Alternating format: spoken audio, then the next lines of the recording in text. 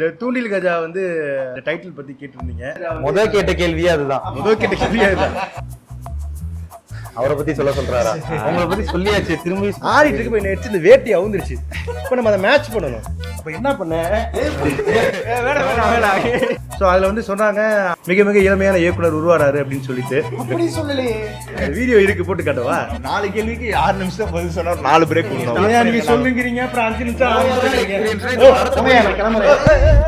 Hi hello guys, நான் உங்க கீர்த்தி. Last year Trichy நீங்க நினைக்கலாம் ஏதோ ஏதோ கோமாளி மாதிரி ஏதோ என்னவோ பண்ணிட்டு இருக்கானம்மா அப்படின்னு, ஜோக்கர் மாதிரி அப்படின்னு. உண்மையிலே ஜோக்கர் தான்.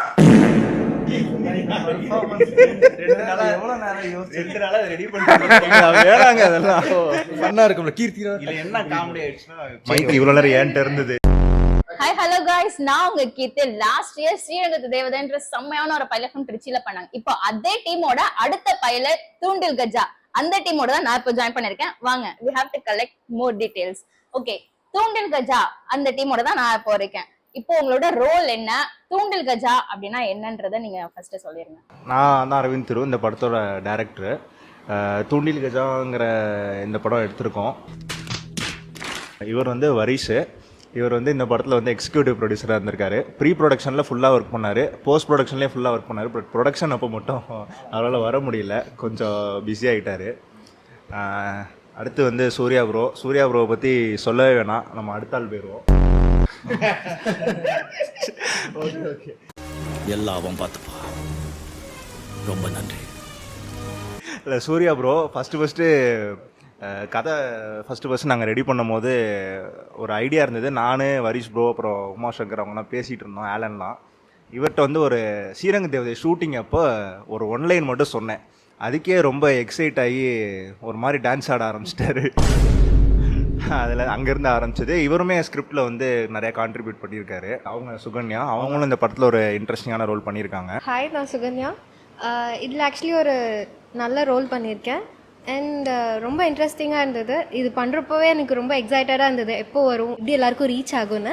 ஹோப் நீங்களும் நல்லா என்ஜாய் பண்ணுவீங்கன்னு பார்த்துட்டே இருக்கேன் சார். அடுத்து வந்து சிவனேஷ் ப்ரோ, அவங்க எல்லாமே முன்னாடிலேருந்து நம்ம டீமில் இருக்காங்க ப்ளூம் ஸ்டிக்கில். இந்த படத்தில் அவரும் ஒரு பென்னிங்கிற ஒரு கேரக்டர் பண்ணியிருக்காரு. நான் சிவனேஷ்.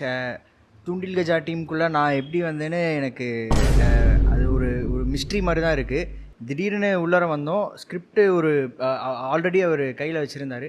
ஷூட் ஆல்மோஸ்ட் ஒரு 2 டேஸ்க்குள்ளார முடிஞ்சுது. அதாவது இது என்ன அப்படின்னா ஒரு ஃப்ராக்ஷன் ஆஃப் செகண்ட்குள்ளார டக்குன்னு முடிஞ்ச மாதிரியான ஒரு எக்ஸ்பீரியன்ஸு. ஸோ அதுக்கு அந்த சான்ஸுக்கு டேரக்டருக்கும் இதை அவ்வளோ அழகாக எடுத்ததுக்கும் அவருக்கு என்னோடய விஷஸ், அண்ட் என் டீமுக்கும் என்னோடய விஷஸ். அப்புறம் சாகுல் ப்ரோ, அவர் இப்போ தான் ஃபஸ்ட் டைம் வந்து நாங்கள் ஒர்க் பண்ணுறோம். அவர் வந்து ரொம்ப நாள் முன்னாடியே எனக்கு தெரியும். நிறையா டீம்லேயுமே எங்கள் ஸ்கூல் சீனியர் கூட அவர். அவருமே நிறையா சொல்லணுமா நிறையா பெரிய ப்ராஜெக்ட்ஸ்லாம் ஒர்க் பண்ணிருக்காரு. அவரும் சினிமா இண்டஸ்ட்ரியில் இருக்கார். ஸோ அவர் வந்து இந்த படத்தில் ராகுல்னு ஒரு கேரக்டர் பண்ணியிருக்காரு. அதுவும் ரொம்ப இன்ட்ரெஸ்டிங்காக வந்திருக்கு. ஹாய், என்னோட பேர் ஷாகுல். இவங்க டீம் எல்லாருமே முதலையே பழக்கம் ஆகியிருக்காங்க, எல்லாமே முதல்லேருந்தே பண்ணிகிட்டு இருக்காங்க. நான் இப்போ தான் இந்த டீமில் புதுசாக உள்ளே வந்தேன். அது எப்படின்னா, இந்த படத்தோட டைரக்டர் அரவிந்த் மூலியமாக தான் வந்தேன். அரவிந்த் தான் எனக்கு ஃபஸ்ட் இந்த ஸ்கிரிப்டை சொன்னது. ஸோ அதில் இருந்தால் நான் இதுக்குள்ளே வந்தேன். ரொம்ப இன்ட்ரெஸ்டிங்காக இருந்துச்சு ஸ்கிரிப்டு. இல்லை, நான் ராகுல்னு ஒரு கேரக்டர் பண்ணியிருக்கிறேன். ஸோ தேங்க்யூ அரவிந்த், இந்த ஆப்பர்ச்சுனிட்டி கொடுத்ததுக்கு. அது இல்லாமல் சிபிராம்னு ஒருத்தர் பண்ணியிருக்காரு, ஆதிங்கிற கேரக்டர். சுபின் ஒருத்தர் பண்ணியிருக்கான், நம்ம சுபின், அவன் ஒரு கேரக்டர் பண்ணியிருக்கான், பிரபுன்னு. பிரசன்னா பண்ணியிருக்காரு. வினோத் செல்வம் வந்து ஒரு கேமியோ பண்ணியிருக்காரு. ஸ்கிரிப்ட்லேருந்து ஸ்டார்டிங்கில் இருக்கார். நிறையா இன்புட்ஸ்லாம் கொடுத்தாங்க. ஸோ இவங்க எல்லாமே டீமு. டைரக்ஷன் டீமில் வந்து இளையராஜான்னு ஒருத்தர் நம்ம கூட ஒர்க் பண்ணியிருந்தார். அவரும் நம்ம ஸ்ரீரங்க தேவதையிலேருந்து நம்ம டீமில் இருக்கார். நல்ல ஒரு சப்போர்ட் பண்ணார். ஸ்கிரிப்ட்லேருந்து ஷூட்டிங் ஸ்பாட்லேருந்து எல்லாமே பண்ணார். அவரை பற்றி சொல்றாரா? அவங்கள பற்றி சொல்லியாச்சு. திரும்பி டிம்பிள்னு ஒருத்தவங்க அவர் ரோல் பண்ணியிருக்காங்க. சூர்யா ப்ரோ அவங்க ஃப்ரெண்டு. அவர் வந்து பின்னாடி முதுகில் கத்தி வச்சு அவங்க பேரை சொல்லிட்டு இருக்காரு. அதனால் சொல்லிட்டு. தூண்டில் கஜாவோட பேக் ஸ்டோரி என்ன, ஒரிஜின் ஆஃப் தூண்டில் கஜா, அதை பற்றி சொல்லுங்கள். யார் ஃபர்ஸ்ட் அந்த நேம் சூஸ் பண்ணது? ஆக்சுவலாக கதை வந்துட்டு ரெடி பண்ணிட்டோம். நாங்கள் கதை வந்துட்டு ரெடி பண்ணிட்டு டைட்டில் கடைசி வரைக்கும் கிடைக்கல. அந்த கேரக்டருக்கும் பேர் ஒன்றும் ஃபிக்ஸ் பண்ணல. அந்த கேரக்டருக்கு பேர் ஃபிக்ஸ் பண்ணது வந்து இவர் தான். ஒரு 10 பேர் அனுப்பிச்சார். சேட் ஜிபிலேருந்து போட்டாருன்னு 10 நினைக்கிறேன். பேரு தூண்டில் கஜா தானே. தூண்டில் கஜா. என்னென்னமோ அமிச்சாரு. அவர் வந்து என்னன்னா, நான் ஸ்கிரிப்ட் சொல்லும் போதே அவர் தான் அந்த மெயின் கஜா கேரக்டர் பண்ண போறாருங்கிறது அவர் தெரிஞ்சிருச்சு. அதனால அவருக்கு எதெல்லாம் வச்சா மாசா இருக்கும்ட்டு ஒரு 10 லிஸ்ட் அனுப்பிச்சு விட்டாரு. அதுல வந்து கஜா இருந்தது. இது சும்மா அந்த கேரக்டருக்கு வந்து இந்த பேர் நல்லா இருந்ததுனால வச்சிட்டோம். தூண்டில் கஜான்னு ரைமிங்கா கொடுத்தது அவர் தான். என்னை பத்தி இது சொல்லவே இல்லை, சொல்லிட்டு உங்களை பத்தி சொல்ல வேணாம், சொல்லுங்க please. உங்களை பத்தி தான் சொல்லியாச்சே. என்னை பத்தி சொல்லணும்னா சொல்லியாச்சு. சொல்லவே இல்லை, இப்பதான் சொல்ல போறேன். ஃபர்ஸ்ட் ஆஃப் ஆல் ப்ரூம்ஸ்டிக் நேயர்களுக்கு என்னோட வணக்கம். என்னோட நேம் வந்து சூர்யா. திரைத்துறையில் வந்துட்டு சூர்யாங்கிற நேமில் நிறைய பேர் இருப்பாங்க. நம்மளை வந்து யூனிக்காக காட்டிக்கணும் அப்படிங்கிற காரணத்துக்காக ரொம்ப நாளாக என்னோட பேர் வந்து இந்த ஃபேஸ்புக், இன்ஸ்டாகிராமில் சூர்யா சாம் அப்படிங்கிற ஒரு அடிப்படையில் இருந்துச்சு. இதற்கிடையே அந்த சார் என்பது குழம்பாம வரீங்களா கொஞ்சம்? ஸோ அதே நேமை எடுத்துகிட்டு நம்ம சும்மா ஒரு யூனிக்காக தெரியணுங்கிறதுக்காக தான். அதுக்காக சாம்லாம் கிடையாது. ஒரு 4 பேரில் நம்ம ஒரு 10 சூர்யா இருக்காங்கன்னா நம்ம தனித்துவமாக காட்டுறதுக்காக அந்த ஒரு பேராக வந்து சூர்யா சாம் அப்படிங்கிற பேர் அடிப்படையாக கொண்டு சூர்யா சாம் அப்படிங்கிற பேர் அடிப்படையாக கொண்டு போயிட்டுருக்கேன். ஸோ என்னுடைய ஜேர்னி வந்து எப்படி ஸ்டார்ட் ஆச்சு அப்படின்னா 2013. ஸோ நிறைய இருக்கு. என்னடா ஏதோ ராஜராஜ சோழ காலத்துல இருந்து ஆரம்பிக்கிற மாதிரி ஆரம்பிக்கிறேன். ப்ரோ வரிசையா கேட்கல. General interest. சூர்யா சாமா, சூர்யா சாமா. உன் பொண்டாட்டி உன்னை செருப்பால் அடிச்ச கதையெல்லாம் நான் கேட்கல. இங்க பாருங்க, எனக்கு எதா இருந்தாலும் ஆர்டரா சொல்லித்தான் பழக்கம். இடையில குறுக்கு கேள்வி கேட்டீங்கன்னா எனக்கு சொல்ல தெரியாது, அப்புறம் நான் எந்திரிச்சு போயிருவேன்.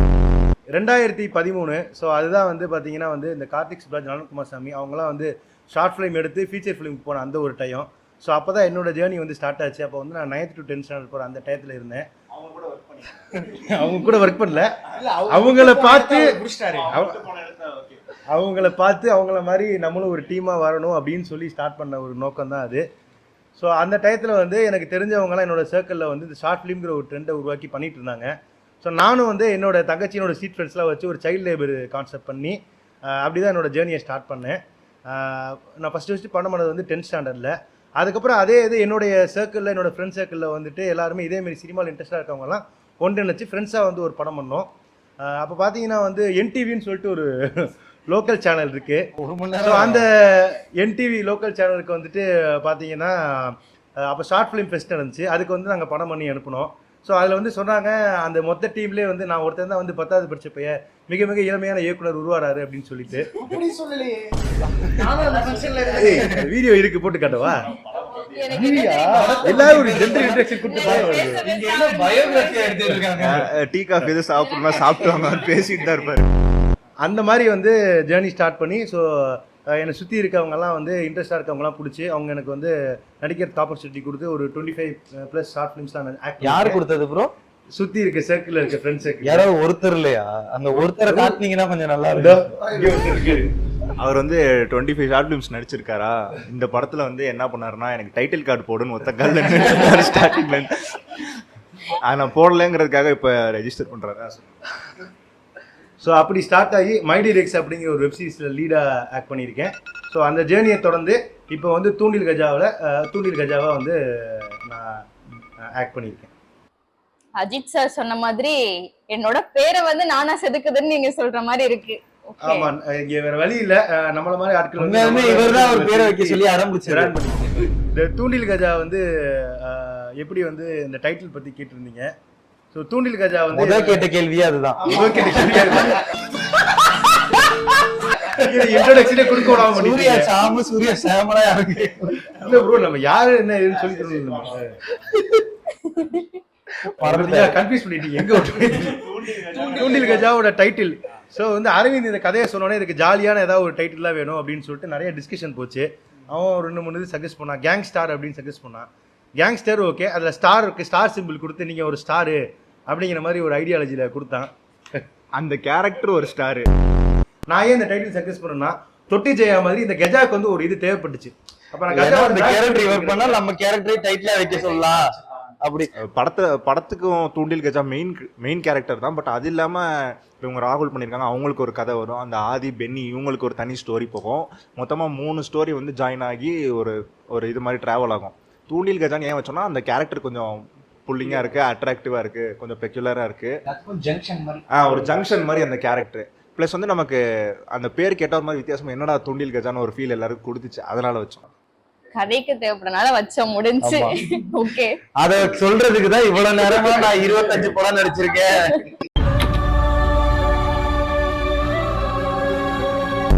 தூண்டில் கஜாவோட ஃபன் மூமெண்ட் சொல்லுங்க, ஷூட்டிங் ஸ்பாட்ல நடந்தது. சொல்லுங்க, உங்களுக்கு எது இப்பதான் நீங்க பேசணும். ஃபர்ஸ்ட் உங்கள்ட்ட இருந்தே ஆரம்பிக்கலாம். எங்களுக்கு ஃபன்னான மூமெண்ட் என்னன்னா, படத்தில் வந்து ஒரு டான்ஸ் சீன் வரும். அதுக்கு வந்து இவர் டான்ஸ் ஆடுற மாதிரி ஒரு சீன் இருக்குது. ஒரு கிட்டத்தட்ட ஒரு 15 நாள் கிட்ட வந்து ரிகர்ஸ் பண்ணார் அந்த டான்ஸ்க்கு. அதெல்லாம் சும்மா சில ரிகர்சல் அவர் வீட்டுக்கு கதவை சாத்திட்டு யாரும் பார்க்காத மாதிரி ஒரு 15 நாள் ரிகர்சல் பண்ணார். நான் கேட்கும் போதெல்லாம் அப்டேட் கேட்கும் போதெல்லாம் நான் பார்த்துக்கிறேன், ஸ்பாட்டில் வந்தால் செதற விட்டுருவேன் அப்படி இப்படின்னாரு. பாட்டு போட்ட 10வது சைடு மூச்சு வாங்கி நின்று.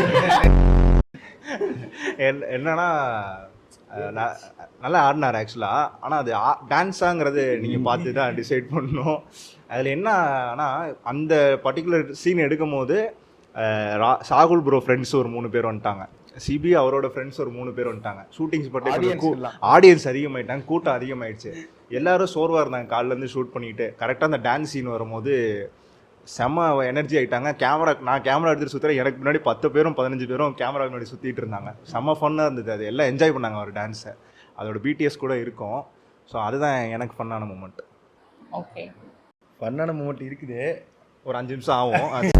இப்போ அரவிந்த் சொன்ன மாதிரி அந்த டான்ஸ் இருக்குது இல்லையா, ஸோ அந்த டான்ஸ் வந்து ஒரு பாதி தான் நம்ம இதெல்லாம் பண்ணால் ஃபன்னாக இருக்குன்னு பண்ணது, மீதி பாதி ஸ்பாட்டில் அடிச்சு விட்றது தான். அதில் என்ன ஆயிடுச்சு, ஆடிட்டு இருக்கப்ப ஒரே டேக்லேயே பண்ணிவிட்டு கட் பண்ணி வச்சுக்கலாம்னு சொல்லிட்டு ஒரே டேக்கு தான். அவன் பாட்டுக்கு சுற்றிக்கிட்டே இருப்பேன், நான் பாட்டுக்கு என்ன ஸ்டெப்பு தோன்றீங்களோ போடுங்க அப்படின்ட்டு. நான் உட்காந்து தரையில் பாம்பு ஸ்டெப்லாம் போட்டேன், படுத்த கிடுத்தேன். ஆடிட்டு இருக்கப்போ என்ன ஆயிடுச்சு, இந்த வேட்டி அவுந்துருச்சு. இப்போ நம்ம அதை மேட்ச் பண்ணணும். அப்போ என்ன பண்ணேன்,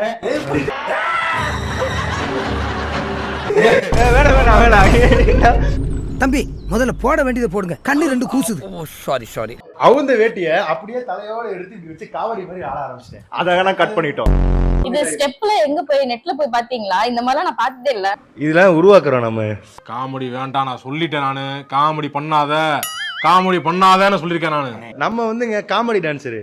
அரவிந்த் கேட்டது என்னன்னா, ப்ரோ ஸ்டெப்பு கோளாரா இருக்கணும், பார்த்தா யாரா இவன் இப்படி வித்தியாசமா கோளாரா இருக்கான்ட்டு அப்போ ஏதாவது யோசிச்சு மைக்கேல் ஜாக்சன் மாதிரி சொல்லியிருந்தா அவர் பண்ணியிருப்பாரு. அது ஆக்சுவலாக ஒரிஜினல் சாங் வந்து அதில் ப்ளே பண்ணது வந்து மன்னார்குடி கலகலக்குன்னு ஒரு பாட்டு வரும். மன்னார்குடி கலகலக்கு ஆண்டிப்பட்டி இருக்கு. இதை பின்தொடர்ந்து இன்னொரு ஒரு காமெடியான சம்பவம் இருக்கு, சண்டை காட்சி. சண்டை காட்சிக்கு அப்புறம் வருவோம்.